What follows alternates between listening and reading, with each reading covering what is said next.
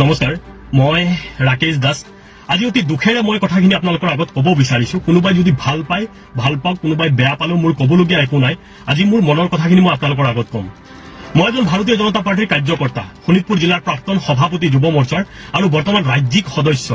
কিন্তু আজি মই অপমানিত হৈছো, ৰাস্তাত অপমানিত হ'বলগীয়া হৈছে। কাৰণটো হ'ল টুল টেক্স।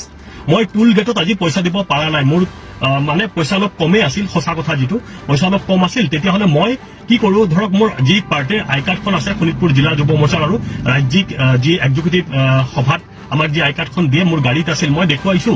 তাৰপিছত তেখেতসকলে ক'লে, লগে লগে যিটো উত্তৰ দিলে যে যুৱ মৰ্চা কোনো মৰ্চাৰ এলাও নাই, কেৱল মূল সমিতিৰ কাৰ্যকৰ্তাৰ এলাও আছে, এনেকুৱা ধৰণৰ কথাখিনি ক'লে।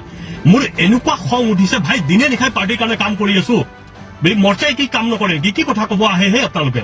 এই কথাখিনি মই বাৰম্বাৰ মই ৰাজ্যিক সভাপতি মহোদয়কো জনাইছো যে আমি দূৰ দূৰণিৰ পৰা, আমি তেজপুৰৰ পৰা আহো, তেজপুৰৰ পৰা আহিলে ৩,০০০ টকা তেল লাগে, তাৰ উপৰিও টুল টেক্স, কেনেকে পাৰ্টীৰ কাম কৰিম?